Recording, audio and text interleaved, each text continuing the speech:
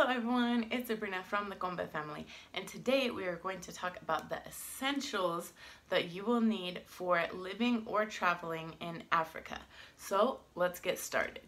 So the first one, they're in no particular order, and these are more so like things that you'll need on a daily basis, like in your home or your Airbnb, wherever you're staying, that will make life much more convenient for you.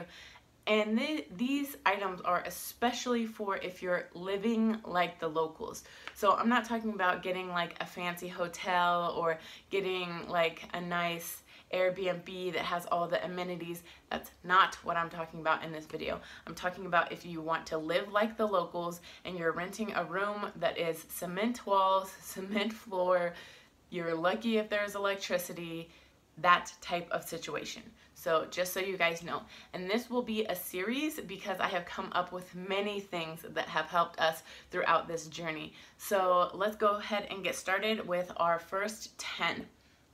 So let's get started with something that I have talked about on this channel before, which is a mini first aid kit. So this is my old mini first aid kit that I actually customized for my daughter so that she could have one with her at all times, and she knows how to use everything in here from topical creams to different pills. She knows how to use everything in here. And then this is the one that I have created for myself. So you can see it has anti-itch cream, gas pills, ibuprofen, acetaminophen, so many things I have fit in this little tiny thing. So if you want to see what's in here specifically, I have a video dedicated to this mini first aid kit. I am in love with it. It is just amazing, and we use it almost on a daily basis when we go out into town or wherever. There's always somebody who has a headache, somebody who gets a cut or whatever, and it's just so useful to have. So this would be my number one, a mini first aid kit that you could always have with you. And this one in particular is waterproof. So I could throw this in the ocean and nothing in here will get wet, which is why I got this container as opposed to this one, which is not waterproof. So that is our first item.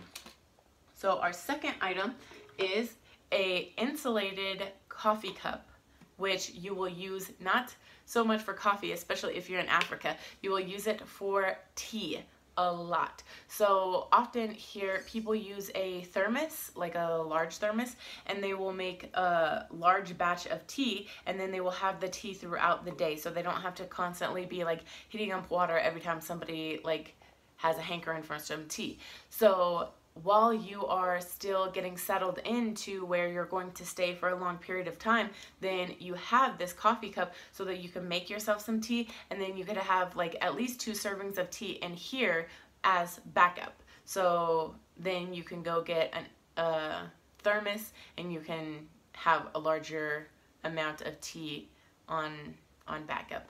But I used this definitely before we had a thermos, and this was amazing to keep our tea hot. But it didn't keep it as hot as a thermos, but it did keep it hot for at least 8 hours, so that was definitely a help for us. Okay, so the next item is reusable grocery bag. So I have these ones, which are, this one is the Chico bag, but you can't see it. You can see on this one, Chico. So these are a little bit different shaped, but they are the same concept. This one's a little bit smaller than this one, but they just open up into a grocery bag. So you could see here, see, grocery bag shaped. And I have some that are a little bit different shaped. So I have this one, it is more so like a duffel bag. So you can open this up and it turns into the outside pocket of the bag, and then it is a duffel bag shape. And then finally I have this one, which we use every single day, and this one is a backpack shape.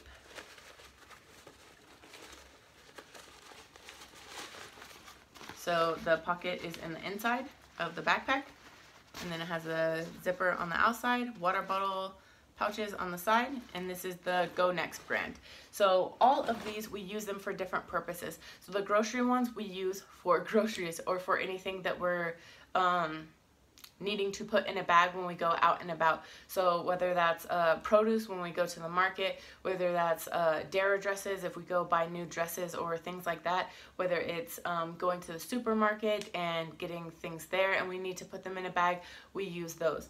The duffel bag we often use when we're going grocery shopping at the supermarket, because we often go grocery shopping for like at least a month at a time, so we buy a lot of things. So the duffel bag is very useful in that situation. And then we also bring a lot of other like, I guess reusable, like the bags that you buy at the store for like 40 or 50 cents or something, the like large ones, we usually reuse those over and over and over again, and so we will bring those with us as well, so that we can have large bags, so that we can have to carry as little bags as possible, because we have to put them into an Uber, go to our house, bring them into the house, so it's easier that way if we have larger bags. But just for daily use or like small grocery trips, we definitely use these reusable bags so often. And the backpack one we actually use as our daily backpack when we go into town. So if we need to bring important documents with us or snacks or water or anything like that, that is the backpack that we tend to use. Okay, so we are on number 4. So number 4 is going to be entertainment that does not need internet. So very specific here.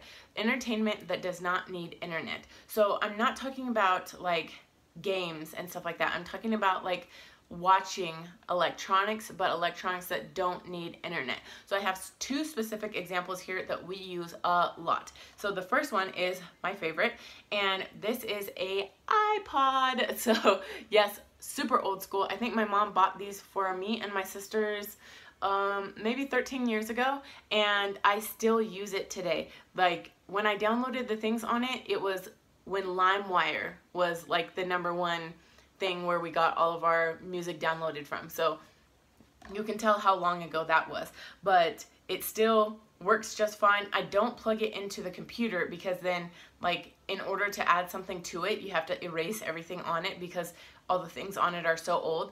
So I don't ever plug it into the computer. I just plug it into the USB like charging port and charge it that way, and it is amazing. I put so many movies on here, so many music videos, a bunch of music, so it is perfect for when you don't have internet.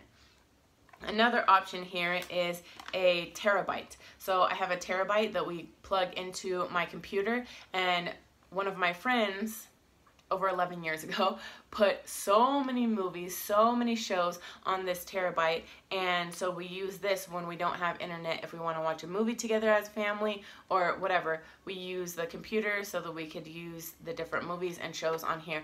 And my daughters actually use this so much, so it has really come in handy, especially when there's no such thing as unlimited data here in Kenya. You have to pay for like each gig that you use, so using your gigs to watch a movie is a waste of money.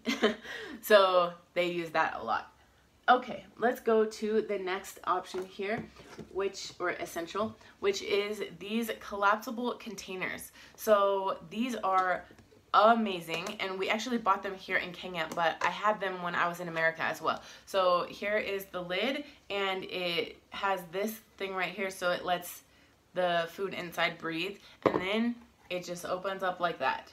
So these are amazing. They come in a set of 4. I'm not sure where my other 2 are. They're somewhere in the kitchen, but yeah, so these are amazing, and we use them so often. And for you to be like living / traveling in Africa, these are great because they collapse so easily, but when you need them, you can unclapse them and use them for leftovers if you're in a hostel, or just snacks on the go. They're just a great option to have. Okay, so the next thing is an important documents folder. So I will very soon do a video on our important documents and exactly what is in here, but this is amazing. It is waterproof, fireproof envelope, and it is just perfect for your important documents. I have seen many people who had like an actual like hard shelled container for their important documents, and I just think that is unnecessary, too much, takes up way too much space in your backpack or your luggage, and this is just perfect. You could fold your important documents in half and they fit in here very nicely. I have everything in a Ziploc bag that is perfectly sized to this, so they fit in here very nicely, and a folded piece of paper fits in the Ziploc bags perfectly. So even if water does get in here, it's never going to get on my documents, because all of my documents are again protected by a Ziploc bag in here. So this is perfect for us. It's very organized. I have degrees in this envelope or in this Ziploc bag, and I have birth certificates in this Ziploc bag. Everything is just very organized. So this is definitely something that you need if you are going to be traveling the world, because you are constantly going to be needing to show someone your birth certificate or your child's birth certificate, or you need to have 2-inch by 2-inch passport photos. Everything is in here that you need. So I also have this, which is just a 8.5 by 11 type envelope, and this is just where I put like current documents, so documents that we just received or things like that, because it takes time to organize everything in here, and I don't want to just throw stuff in here. So I use this, and then when I am traveling or need to be organized, whenever I decide to organize myself, I transfer these into here, into their designated Ziploc bags, depending on what the document is, and again, it is perfectly organized. So if you guys are looking to stay organized and know where all of your documents are, this is essential. Okay, so the next one is a personal fan. So here are the fans that we got since we have been in Kenya. It has 3 different settings, and you need one of these for each of the members of your family. So we got these 3, and then this is the one that we brought to Kenya with us. It's a lot bigger, but it does have the mist option, so you could put water up here at the top, and then the mist comes out right here. So that is awesome. So we have different varieties, but we have 4 because there are 4 people in our family, and this is very essential for places like Kenya, because it gets so hot here, especially on the coast. Right now it is cold here, but on the coast it is always so hot. Even during like the rainy season, it is hot. Like, you never need a jacket on the coast in Kenya. So having one of these fans is essential, especially if you are traveling in Kenya or in Africa in general, because you don't want to have to like buy a huge fan and then have to get rid of it the next time that you move or travel. Just having a small fan like this one, you can even like set it like this on the table so that it could be blowing directly toward you when you're sleeping or anything like that. So definitely an essential. Okay, so we're getting down to the last few here. So one of the most important things to always travel with nowadays, and I think anybody who goes anywhere would know this, is a power bank. So we have many different options in regards to power banks. This one is from Miniso, which is a Japanese company that they're in like many different places. I know they're in San Francisco and LA as well, but they have a lot of branches here in Nairobi, so that's where we bought this one. Honestly, it is like super shitty. It is a big one, and it says that it is 2,000 mAh, or 20,000, I'm sorry, 20,000 mAh, but it is horrible. And so like even my husband said it's horrible. Like, you plug your phone into this and within one charge of your phone, this thing is dead. So not the best option. However, let me show you the best option, which I am using right now to charge my phone. So this is the best option that we currently have, and it actually charges your computer. So it has a home charger on it as well, and it is amazing. It has been a lifesaver to charge our laptop, to charge multiple phones. It has 2 USB ports, and then it has the 110 plug right here, and yeah, it's just incredible. This I rarely ever use. I actually am just using it because I brought it out for this video, because we use this as a last resort. If all of the other power banks are out and the electricity is out for over a day, then we will use this as our last resort backup. But it's a really good one, so I want to make sure that we keep it fully charged for emergencies only. Okay, so the last two items I have here are air mattress slash air pillows. So air pillows are really essential when you are on an airplane, when you get to your destination initially. Like I said, this is not a essentials video for if you plan to travel and go to a fancy hotel that has all the amenities. This is a video for you for essentials if you're going to live like the locals. So I guarantee you, if you get to a place that costs $25 a month, you're not going to get a pillow. So when you first get there, you're going to want a pillow, especially after traveling for so long. So having a pillow like this is amazing. You blow it up, it's not the most comfortable, but is going to get the job done. Besides the fact that you can use this on the airplane, so there are so many uses for this, and it just helps you in a pinch until you can get an actual pillow. As well as the pillows, you also want to get an air mattress. So there are many different options in regards to air mattresses, but I will say you want to get the footprint for the air mattress. So if you don't know what I'm talking about, the footprint is basically like a tarp that is a little larger than the air mattress that you get. And the reason for that is because some of these places that cost about $25 a month are just cement floors. If you put an air mattress on a cement floor, you're not gonna have an air mattress for very long. So you want to make sure that you protect your air mattress. So make sure you have some type of tarp underneath your air mattress, and you can pick what kind of air mattress you want. If you're just a single person and you are traveling by yourself, then you might just get a camping air mattress, you know, like the little small individual one that's like 2 inches from the ground or something. But if you want to be more comfortable, you might get one of the like larger air mattresses, you know, that's about 8 inches tall. We personally have this air mattress, which is very large, as you can see, very tall from the ground, and it comes with a built-in pump, so you don't have to blow air into it in order to like make sure that it's blown up all the way. You just plug it into the wall, push the button to turn it on, and then the air automatically goes into it. So that's cool, but it does waste a lot of weight in your luggage, so that's something you might want to be cognizant of. But it's me and my husband in this bed, and we just wanted to be comfortable. We didn't have many options as you would in America to choose from, so it was either this one or like a twin size, so we picked this one. And then we got our daughters the twin size, and they mistreated them and thus got holes in them quickly. But if you're, again, just by yourself or just with a partner, then you really want to think about getting an air mattress so you can be comfortable on those first few days that you are at your destination. And we have been using this air mattress for months now, and it is still perfectly as good as it was the day that we got it. So think about investing in a good air mattress, and maybe you'll be comfortable enough to not even have to buy an actual bed, which would be very cumbersome if you are traveling a lot. So that's something to consider.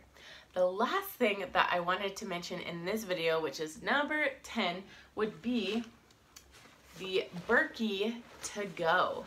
So I know many of you have heard about the Berkey because it is a very well-known product, and it is for filtering your water. If you haven't heard about it, it is amazing, and everybody swears by the Berkey. So this is where the water goes into, and this goes on top like this, and so then you just pour any type of dirty water or whatever the case may be up here, and then the charcoal filter filters all of the stuff that is in the water, and then the pure water comes out here. So it has been amazing for us. The water tastes so much better in this than it does just from the tap here.